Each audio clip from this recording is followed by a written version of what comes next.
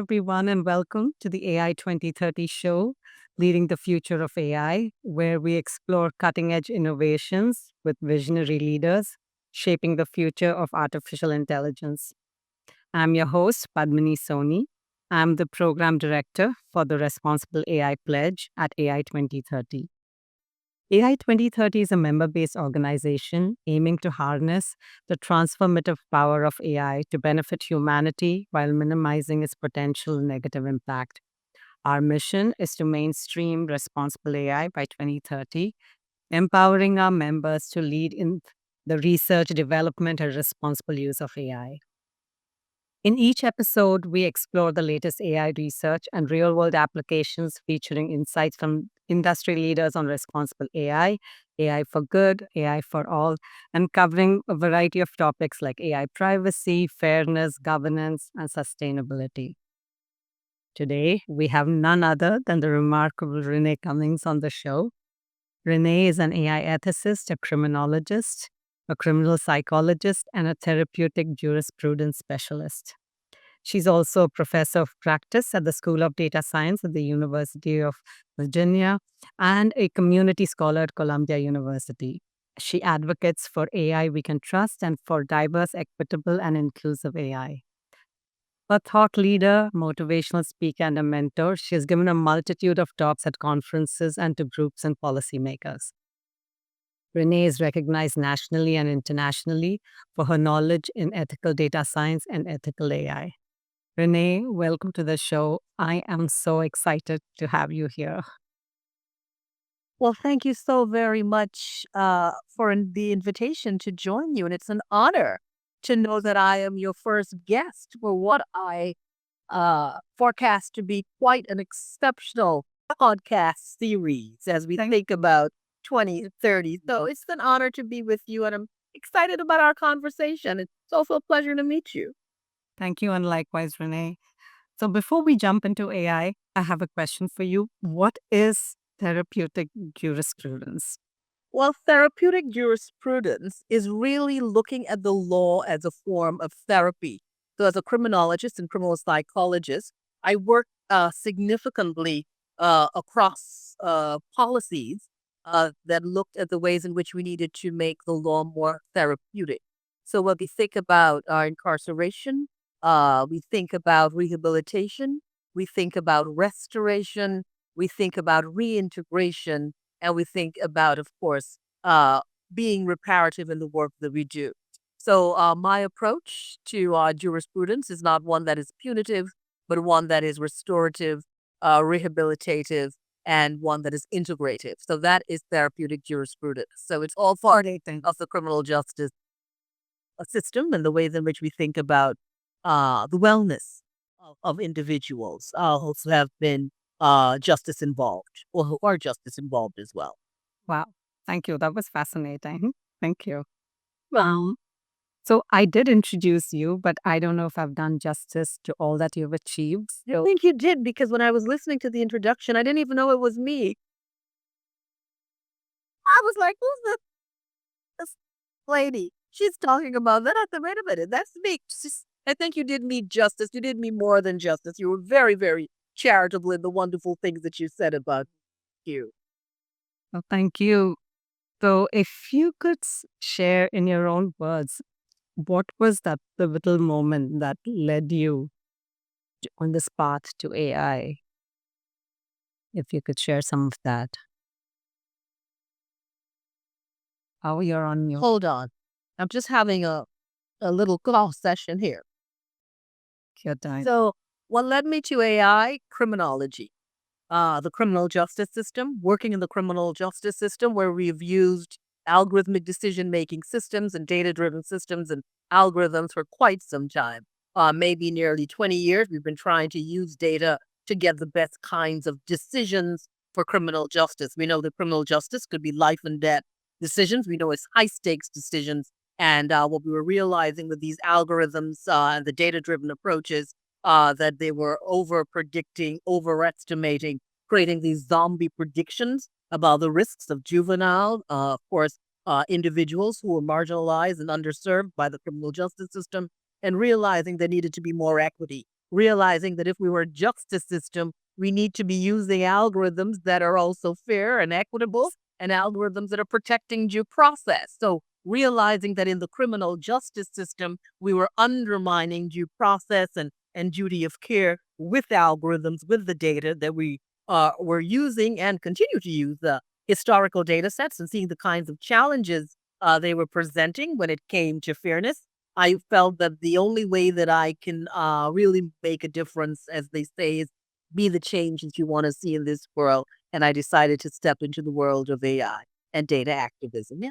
Oh, yeah, you're right. If you want to make a change, you have to be the change. So, have you seen progress from the time you joined or started on this path?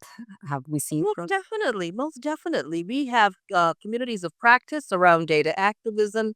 We have data ethicists. We have AI ethicists. We are advancing in the realm of AI and data ethics, in the world of AI and data uh, governance, questions around AI safety. So, since I entered this space, which were many years ago, when people were rarely even speaking about AI, now AI is just rolling off the lips or the tongue of everyone that you meet. People are just talking about AI. A lot of people still not understanding what AI is, the implications, the long term impacts, the limitations, and the capabilities. The risks, the rewards, the rights and responsibilities. But definitely, we have seen an extraordinary amount of progress globally. We're seeing many collaborations when it comes to global governance of AI, when it comes to global governance of data. We're seeing a lot of interdisciplinary work as well. We're seeing minds from all over the globe coming together, and we're seeing in countries near and far uh, new and innovative and creative approaches to AI and data. So since I entered this space, there's been a lot happening as well as there has been not enough happening when we think about regulations, also when we think about governance, when we think about equity, when we think about the ways in which we need to bring more diversity into the space and be more inclusive in our approaches as well. Yeah. Oh, absolutely. Yeah. Just, I think it was yesterday or day before I was looking at the Global Vibrancy Index that Stanford released. And one heartening fact in there was a lot more focus on responsible AI. So across the globe. So that's good to know, more inclusive AI. Um, so what is the most impactful or interesting project that you're currently working on? Can you share some details on that? Well, at the moment, I'm very excited about AI and data governance. And as a professor of practice at the School of Data Science at the University of Virginia, where I entered the institution as a data activist in residence, at the moment, I'm really thinking about engaging more of our Virginia community, and of course, more of the University of Virginia, and of course, more of the School of Data Science into this global governance conversation. I believe governance must begin locally for it to have global impact. And I believe that students need to have a very, very active voice. Because when we think about 2030, many of us may not be as young as we would like to be in 2030, right? So, want to ensure that our students who are leaving institutions understand the challenge that they have, understand the implications of AI that is not responsible, ethical, trustworthy, inclusive, diverse, fair, accountable, transparent, understand those implications and understand what would be their role in protecting rights, ensuring that responsibilities are met, ensuring that we can truly reap the rewards of this technology by limiting those risks, creating the right kinds of crisis and risk management and red teaming strategies that are required and ensuring as we build this future, as we co-produce our tomorrows together, that we understand, there's this brilliant technology that could assist us in so many ways, but we've got to ensure it's sustainable, it's resilient, it's human-centered, and it really continues to be equitable and, of course, to be just in the way in which it's used, in the ways in which it's deployed, in the ways in which it's procured as well. Yep. What kind of challenges are you facing while you work on this? The challenges for me would be the fact that we continue to have high level conversations among ourselves, academics, technologists, data scientists, policymakers, leaders. We need to have more of this conversation in communities with the people who are being impacted, the people who may not understand how they're being impacted. We need to have more conversations in schools. We need to deploy more AI and data literacy programs and ethical programs and responsible AI programs, primary and grade school and high school and college and all across the board. So for me, it's about public information, it's about public education, because for us to have the requisite level of public confidence in this technology, we've got to ensure the public brings the requisite level of oversight.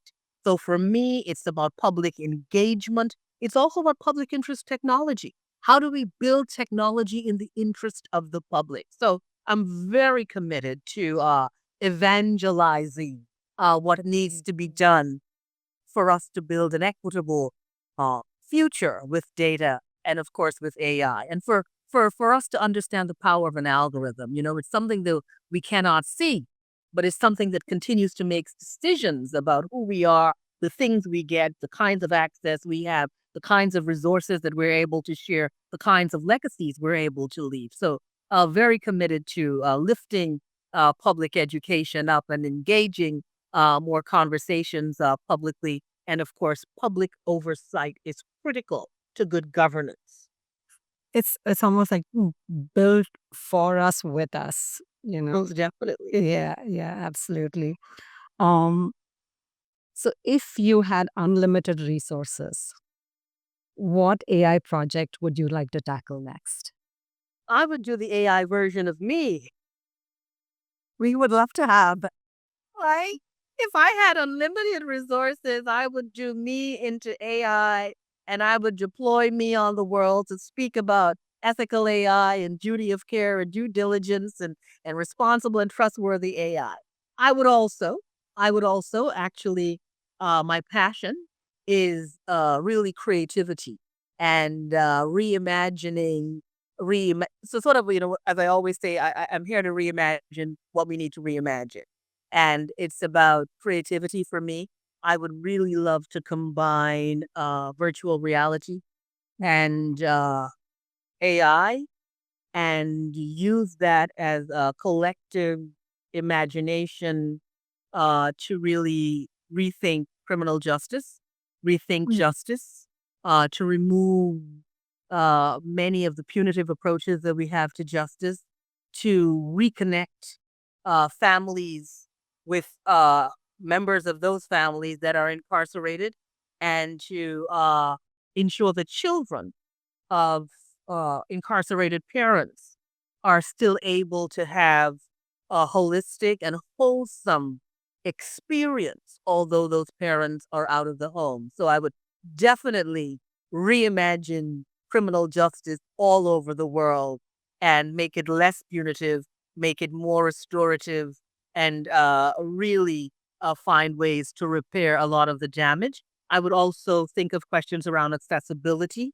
One of my passions would be individuals who are neurodivergent and ways in which we could ensure anyone with any kind of accessibility challenge is able to access this technology and use this technology to build more wholesome lives and to be more connected to life in general and to enhance quality of life, which is so important, and to also give them many of the experiences they have not been able to have because of either, societal discriminatory approaches to accessibility or, architecture that does not work and really creates the handicap, not the individual being handicapped. And just ways in which I can get young people to play with this technology and to create different, excite young people and children about ethical AI and ways in which they need to think about the future. So if I had all the money in the world, I would, deploy Renee into every corner of this world to spread the message of ethical, responsible, trustworthy, and safe AI. We would do Do that.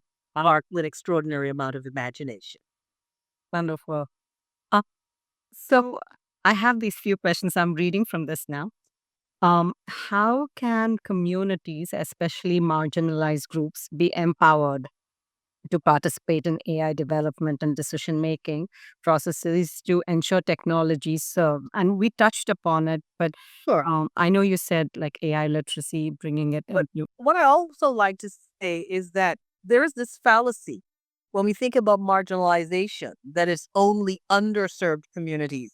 We are all being marginalized by AI in some way. As women, we're being marginalized. Individuals with disabilities are being marginalized. People who may not have access are being marginalized. We're being marginalized by some of the financial systems, the housing algorithms, the educational algorithms. So when it comes to the environment and the kinds of resources that are required to build the data centers or to ensure that we have the requisite level of compute powers for things like large language models and chat GPT, we're being marginalized. Our resources, our natural resources are being taken away from us and being depleted. So our existence in this world space is also being marginalized. So we need to rethink and reimagine marginalized in the age of AI and understand in some which way an algorithm that's making a decision about us and we do not know is marginalizing us. When we get content that is being manipulated as we access social media, we're being marginalized because we're being separated from some of the greater issues that need to be discussed, right? So content manipulation, targeted advertising, precision approaches are all approaches that are marginalizing us. Some people may think they're being marginalized as as a majority perspective, but we're all being marginalized. So I think we need to think about that. What we need to do is again understand the power of this technology, understand the geopolitical power, understand the kinds of self-interest around this technology, understand the politics that's also attached to AI and data, and understand the kind of not only power of the technology, but the power we have because we are producing the data. We are the producers of all this data that's being extrapolated and that's being pressed into service. For us to really understand that we have a critical role to play, we have a lot of say in this matter, and for us to really be empowered and to understand, as I always say, we're all data activists because we've got to ensure that our privacy is protected, that this technology is being used in transparent and accountable ways. We've got to ensure that this technology is audited. We've got to ensure the accuracy of the technology. So it's for us to mobilize and to really understand we have a critical role to play in the future of us. Right. And you're right. When we are talking about data, or everything has been trained on data on the internet, which has inherent biases. What are your thoughts about synthetic data?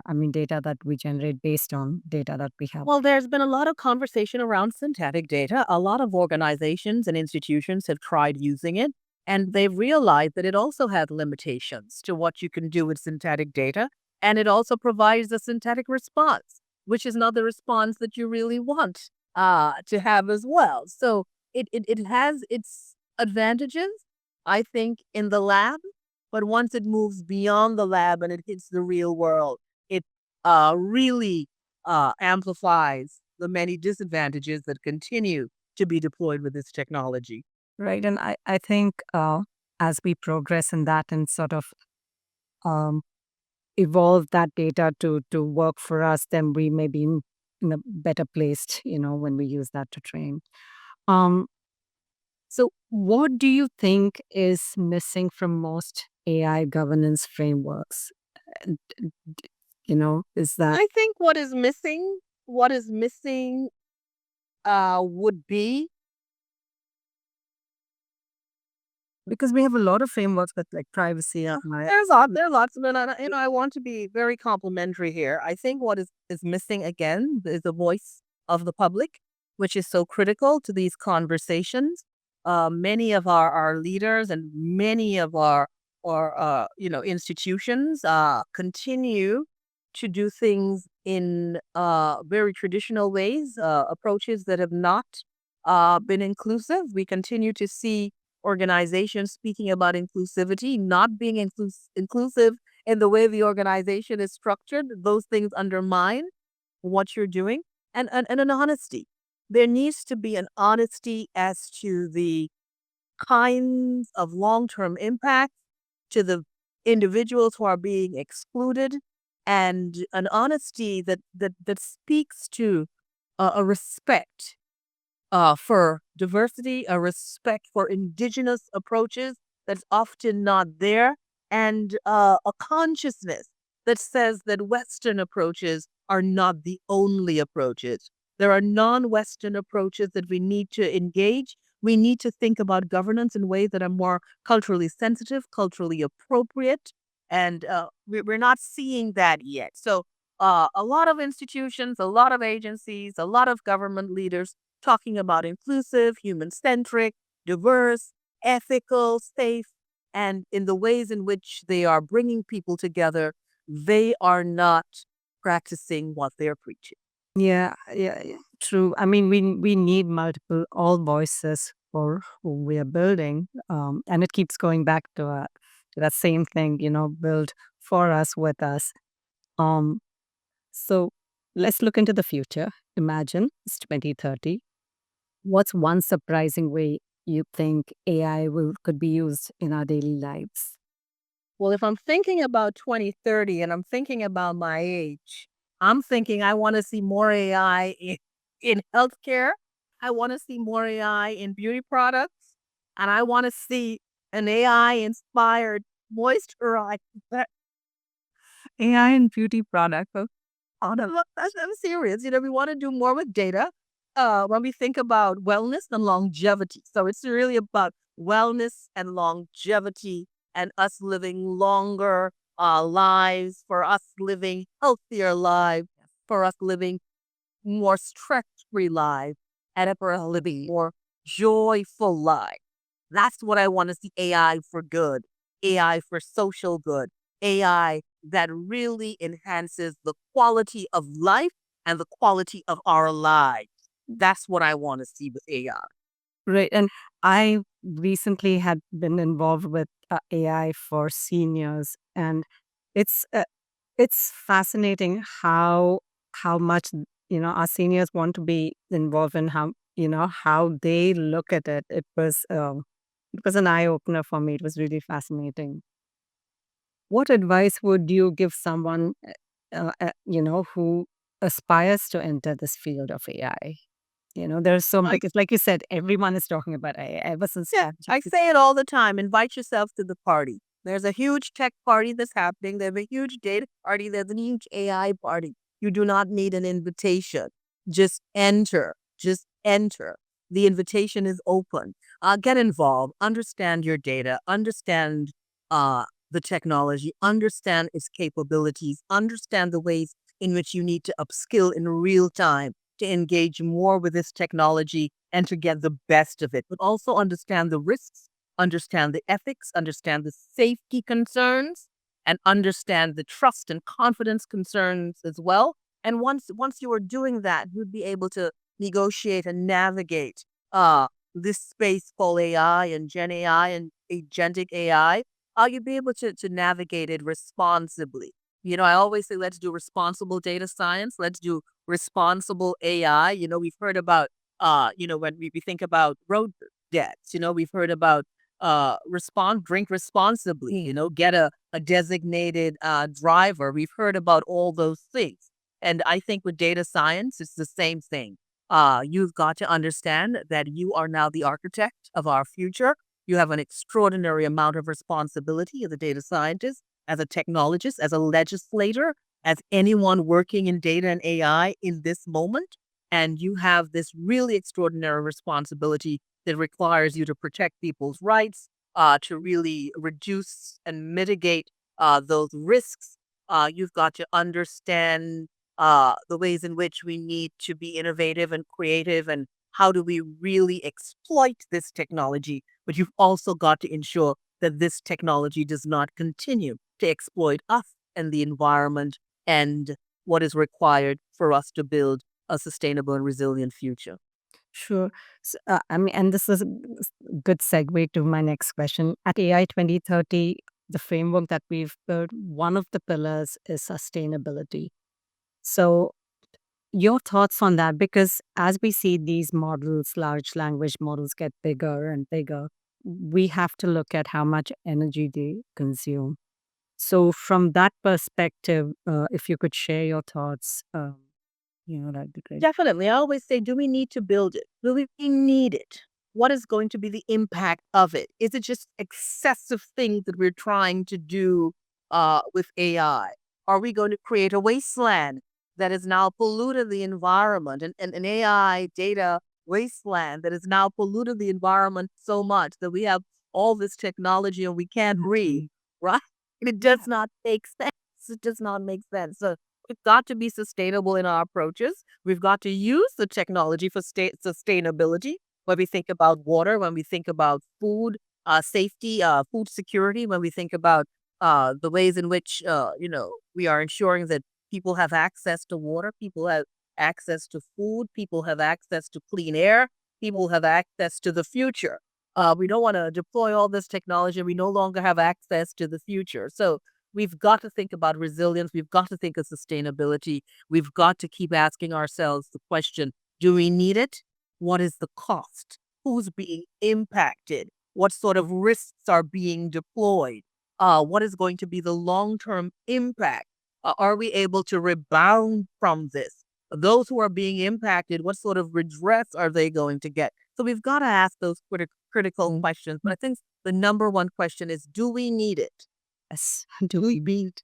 Yes, absolutely. I mean, we are trying to solve one problem, but we don't want to create a whole new one on the other side. No, that's absolutely true. Um, so I know in the interest of time, um, I thought we could conclude with a rapid fire. If you are More rapid fire? just five, We had enough rapid fire. You want more rapid fire? no, no, this is I'll ask you the first thought that comes to your mind, maybe like a one word answer. I don't know. You tell me. Um, what's the one task you'll be happy delegating to AI forever? Housework. I agree. I agree. All right, then what's the coolest AI powered gadget you've come across? Have not come across one just yet. Not yet. All right. Which industry do you think AI will disrupt the most in the next 5 years? Everyone. Each and every one, not any one particular. Okay. All. And this is an interesting one. If you had to teach an AI one human value, what would it be? Love. Love. I like that. And the last one, your favorite AI book or movie or show? My favorite AI book. Yeah. I have so many favorites. I have Dr. Ruha Benjamin. I have Dr. Joy Bulamwini. I have Dr. Nicole Turner Lee. I have Kathy O'Neill. I have Dr. Safia Noble. I have Meredith Broussard. So, Right? Listen to me. I have books. I'm just surrounded by AI books. I think all of them are interesting. All of them bring great perspective. But I think the greatest AI book is going to be the one that I'm going to write. But a shameless plug for my own book, right? I love it. In fact, I'm just reading Dr. Joy's book, Unmasking AI. Yeah. Yeah. So there's so much great work. There's so much great content.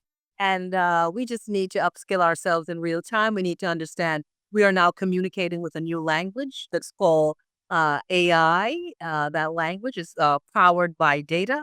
And we've all got to understand that we can maximize the potential of this technology if we minimize the risks. Absolutely. You said it.